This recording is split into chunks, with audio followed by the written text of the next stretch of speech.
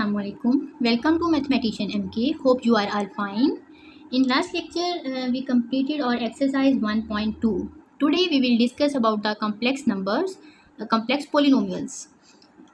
जैसा कि हमने जब रियल नंबर्स पढ़े क्लासेस 9th में 10th में, ठीक है, उसमें हमने पोलिनोमियल्स भी पढ़ी फॉर अ रियल नंबर्स. ठीक है, अब हमने कम्प्लेक्स पोलिनोमियल्स को डिस्कस करना है.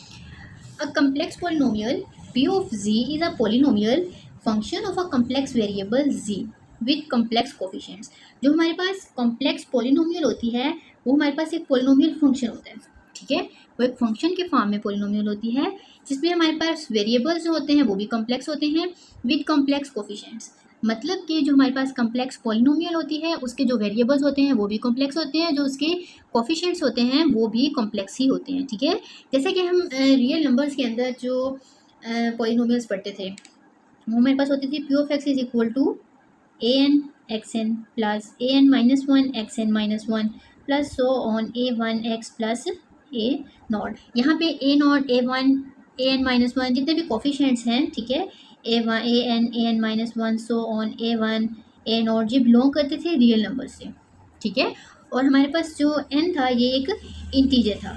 ठीक है, N belongs to integers. Okay, ये हमारे पास पॉलिनोमियल्स थे simple for a real numbers. लेकिन अब कम्प्लेक्स नंबर्स के अंदर हमारे पास क्या होगा, जो हमारे पास पॉलिनोमियल होगी उसके वेरिएबल्स भी कम्प्लेक्स होंगे और उनके कोफिशिएंट्स भी कम्प्लेक्स होंगे. जैसा कि उसकी जनरल फॉर्म है P of Z is equal to A N X Z N plus A N minus one Z N minus one plus so on A one Z plus A naught. ठीक है, अब यहाँ पे जी variable है ये complex है. ठीक है, ए एन हमारे पास कोफिशिएंट है ये भी कम्प्लेक्स है. So where A N minus one so on are complex numbers. ठीक है, A N not equal to zero. What does it mean? A N zero के इक्वल क्यों नहीं हो सकता? ठीक है, ये कंडीशन है कम्प्लेक्स पोलिनोमियल्स के लिए. और जब हम सिंपल पोलिनोमियल्स को डिस्कस करते हैं तब भी हमारे पास ये कंडीशन होती है A N not equal to zero. Why? ये हमारे पास A N not equal to zero इसलिए नहीं हो सकता क्योंकि जो हमारे पास इक्वेशन होती है उसकी जो हायर ऑर्डर है उसका जो हायर ऑर्डर के साथ जो हमारे पास कोफिशिएंट्स होता है वो अगर ज़ीरो हो जाएगा तो वो हमारे पास हायर ऑर्डर ही नहीं बनेगा. ठीक है, देखो जैसा कि मैं एक इक्वेशन लिखती हूँ 0x3 plus x2 plus one. This is a simple polynomial. ठीक है, इसमें हमारे पास हाई ऑर्डर एक्स क्यूब है. लेकिन अगर हम कहते हैं बिल्कुल ऐसा है नहीं, एक्स क्यूब हमारे पास अगर हायर ऑर्डर है उसका कोफिशिएंट्स तो जीरो है, it's mean this is zero.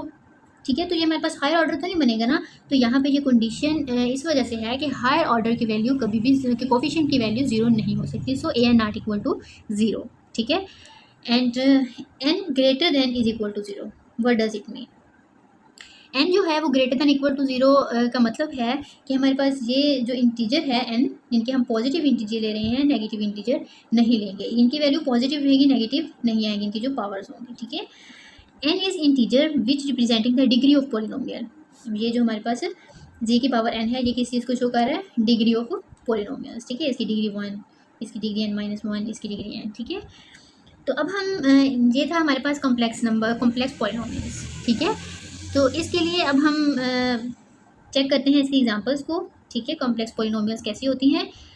हमने इसे कॉम्प्लेक्स पॉलिनोमियल्स को सिंपल पॉलिनोमियल्स के साथ भी कंपेयर करके देख लिया. ठीक है, सेम है, बस इनमें वेरिएबल्स जो हैं वो उसमें रियल्स थे.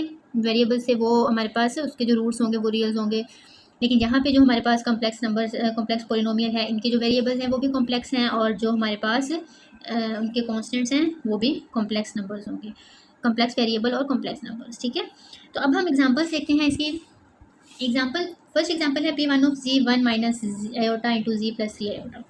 ठीक है, second is this 5 minus 4 iota Z square this and this. P three of Z है 2 minus iota into Z Q plus 2 Z square iota plus 5 plus 3 iota. अगर हम एग्जांपल नंबर 1 की बात करें, पी वन ऑफ जी, ये हमारे पास 1 minus Z, this is coefficient, this is variable, this is coefficient. हम देखते हैं कि अब ये जो कोफिशिएंट है ये भी कम्प्लेक्स नंबर है, ये भी कम्प्लेक्स नंबर है. ठीक है, और हमारे पास जो जी है ये कम्प्लेक्स वेरिएबल है. ठीक है, जी हमारे पास क्या है? एक कम्प्लेक्स वेरिएबल है. तो इट्स मीन हमारे पास ये एक कम्प्लेक्स पोलिनोमियल हुई. अब इसकी डिग्री 1 है, ये हायर ऑर्डर है यहाँ पे. ठीक है, इसकी डिग्री क्या है? 1. So this is a linear complex polynomial. जैसे कि हम सिंपल पोलिनोमियल्स में देखते थे, जिस पोलिनोमियल की डिग्री 1 होती थी उसको हम लीनियर इक्वेशन कहते थे. ठीक है, लीनियर पोलिनोमियल कहते थे. इसी तरह यहाँ पे हमारे पास पावर 1 है तो linear complex polynomial. Similarly this polynomials consist of order 2, ठीक है, द ऑर्डर 1 और order 0। This is coefficient, this is constant, this is coefficient and this is also coefficient, ठीक है। तो अब इसमें हमारे पास वेरिएबल्स जो हैं वो भी कॉम्प्लेक्स हैं, जो हमारे पास कांस्टेंट्स हैं वो भी कांस्टेंट भी कॉम्प्लेक्स है, जो हमारे पास कोफिशिएंट्स हैं वो भी कॉम्प्लेक्स हैं, ठीक है। तो ये भी हमारे पास एक कॉम्प्लेक्स पोलिनोमियल हुई, इसकी हायर डिग्री 2 है, so this is quadratic polynomial, ठीक हो गया। अब उसके बाद हमारे पास P3 ऑफ C है, उसमें हम देखते हैं 2 माइनस आयोटा इंटू 3 क्यूब। हमारे पास हायर ऑर्डर 3 है, हायर पावर जो है, तो ऑर्डर 3 की पोलिनोमियल है, तो हमारे पास this is cubic complex polynomial, ठीक है। ओके, नेक्स्ट हमारे पास एक छोटी सी इन्फॉर्मेशन है, if n is equal to 0, अगर n हमारे पास 0 हो जाए तो P ऑफ Z जो है वो कॉन्स्टेंट पोलिनोमियल बन जाएगी। कैसे?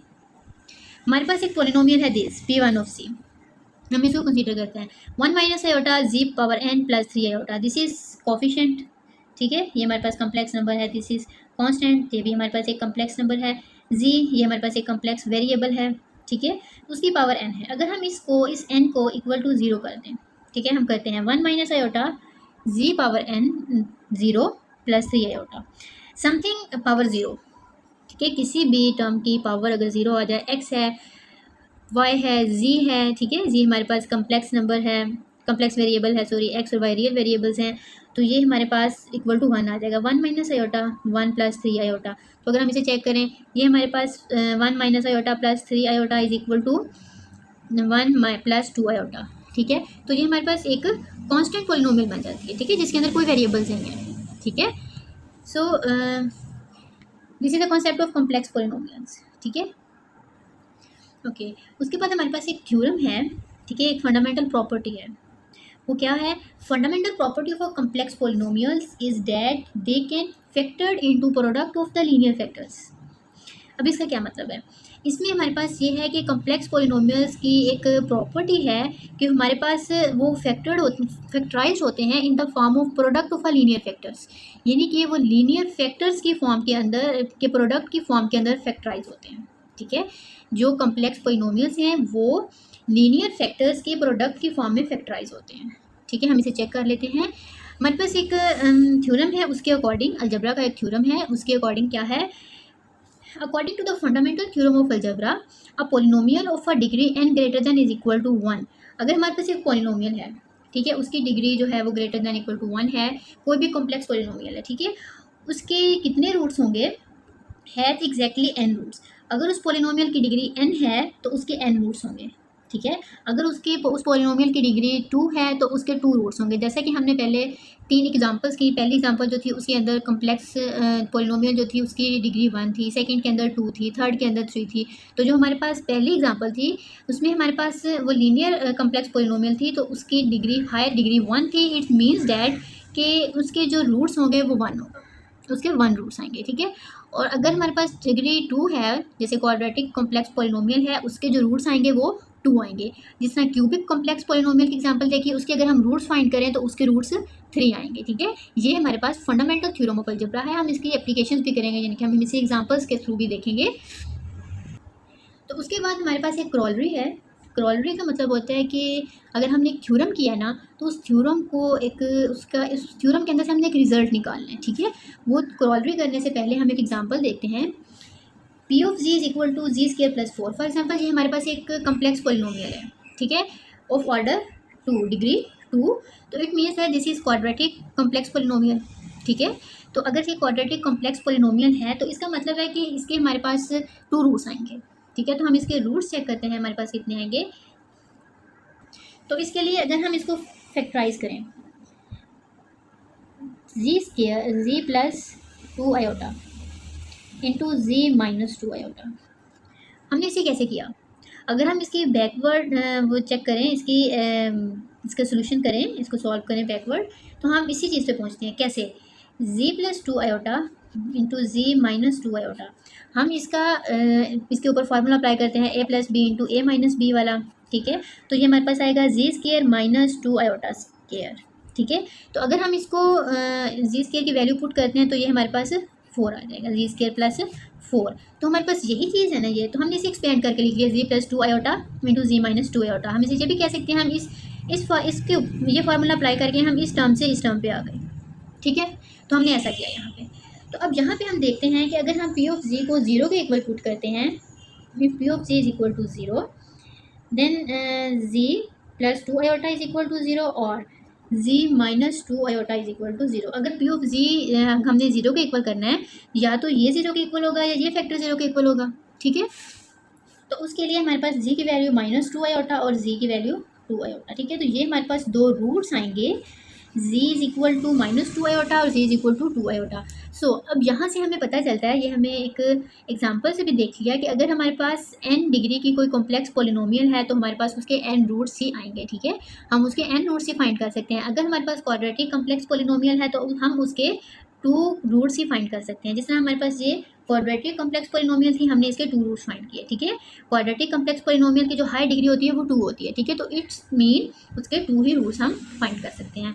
तो अब यहाँ से हमें एक और चीज़, एक और कॉन्सेप्ट जो है वो समझने को मिलता है। जैसा हमने ऊपर कहा, a fundamental property of a complex polynomial is that they can factored into product of a linear factor. इस चीज़ को समझें, प्रोडक्ट ऑफ लीनियर फैक्टर। जो हमारे पास लीनियर फैक्टर्स होते हैं, लीनियर फैक्टर्स क्या होते हैं, ठीक है। लीनियर फैक्टर्स एक्स प्लस 2, ये हमारे पास एक रियल के अंदर रियल पॉलिनोमियल के अंदर लीनियर फैक्टर है। अगर हम कॉम्प्लेक्स के अंदर देखें, ये हमारे पास एक लीनियर फैक्टर है। लीनियर का मतलब डिग्री 1 होनी चाहिए, ठीक है। और उसका प्रोडक्ट, अगर अब हम इसको देखें, ये जो कॉम्प्लेक्स पॉलिनोमियल, ये हमारे पास एक कॉम्प्लेक्स पॉलिनोमियल थी, ठीक है। ये जो कॉम्प्लेक्स पॉलिनोमियल थी, इसको हमने किस फॉर्म में लिखा है, ये जो फॉर्म है ये लीनियर फैक्टर का प्रोडक्ट ही है ना। अब मुझे उम्मीद है कि आपको इस लाइन की समझ आ गई होगी कि जो कॉम्प्लेक्स पॉलिनोमियल्स हैं उनको हम लीनियर फैक्टर्स के प्रोडक्ट की फॉर्म में लिख सकते हैं, ठीक है। ये बात थी, ये मतलब था इस लाइन का। तो हमने इसको एग्जाम्पल के थ्रू भी देख लिया, ठीक है। अब हम इसी एग्जाम्पल से जो हमारे पास थ्योरम है, फंडामेंटल थ्योरम ऑफ अलजेब्रा, इसकी हम इस क्रॉलरी को चेक करते हैं कि क्रॉलरी में क्या रिजल्ट है। यहाँ पे हम एक और बात देख सकते हैं कि अगर हमारे पास डिग्री 2 की पॉलिनोमियल है तो हम उसके 2 ही लीनियर फैक्टर्स बना सकते हैं, ठीक है। हम उसके 2 ही लीनियर फैक्टर्स बना सकते हैं। इसका मतलब है कि अगर हमारे पास कोई भी पॉलिनोमियल है, उसकी डिग्री n है। फॉर एग्जांपल हमारे पास एक पॉलिनोमियल है p of z is equal to z minus c1 into z minus c2 so on z minus zn। हमारे पास एक पॉलिनोमियल है, उसकी जो डिग्री है वो n है, ठीक है।